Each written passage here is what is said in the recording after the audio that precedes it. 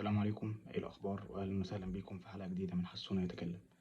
الحقيقه الموضوع اللي عايز اتكلم فيه النهارده هو فكره الفشل في بدايه اي حاجه انت بتعملها في حياتك او مهاره معينه انت بتتعلمها، وردة الفعل اللي احنا بنعملها نتيجه الحاجه ديت. غالبا وانت بتتعلم اي حاجه جديده في حياتك او بتعمل كارير شيفت او ايا يكن اللي انت بتعمله، بتمر بلحظات كده من الإحباط. ودي سببها الرئيسي بالنسبة لي لما بتبدأ تقارن نفسك بالناس البروفيشنال اللي حواليك أو حتى إيفن الشخص نفسه اللي بيعلمك يعني. فبتبدأ تبص بصة اللي هو أنا أقل من الناس دي، أو هل أنا غبي؟ لما بالذات حد بيكون جنبك وبيوجهك مثلا في مهارة يدوية أنت بتتعلمها، حاجة زي سواقة العربية أو كده، فبتحس بضغط رهيب من الشخص اللي هو بيعلمك، وبتبدأ تقارن نفسك بيه هو إزاي بيعمل الموضوع ده بكل سلاسة. ده واحدة من أكبر الغلطات اللي أنت ممكن تعملها وأنت بتتعلم أي حاجة جديدة في البداية. لأن خلينا ناخد مثال شائع يمكن كل الناس أو جزء كبير من الناس مر بيه، حاجة زي سواقة العربية. يمكن أول مرة تسوق فيها عربية في حياتك كنت متنشن ومركز في كل حاجة، يمينك وشمالك وبتدوس على إيه وبتشيل رجلك من على إيه.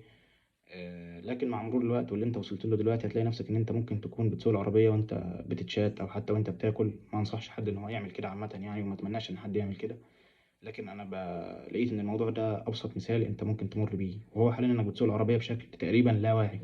لا واعي مش بمعنى إن أنت مش مركز في الطريق، ولكن هو إن أنت أصلا نقلك أو دوسك لأي حاجة معينة في العربية أنت أصلا بتكون مش حاسس بيه، ويمكن بتعمله بشكل لا إرادي. خلاص أنت بقيت متعود بتتصرف إزاي في كل موقف.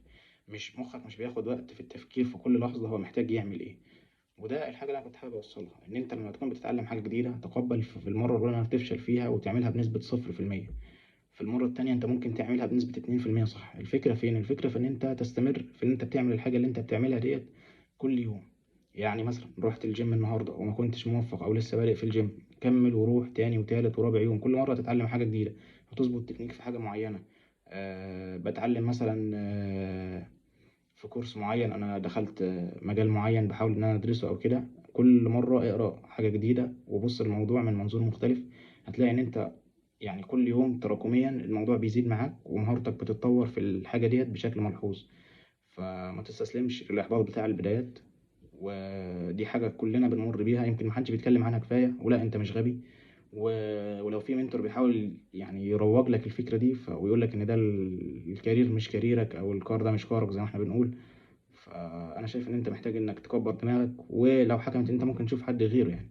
بس برضه لازم تكون متقبل جزء ان الشخص اللي بيعلمك احيانا ممكن يكون قاسي معاك شويه، وده لمصلحتك يعني.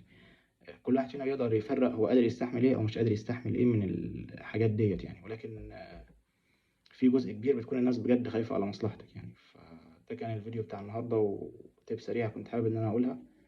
وبشكركم على حسن استماعكم، وشكرا لكم. السلام عليكم ورحمه الله وبركاته.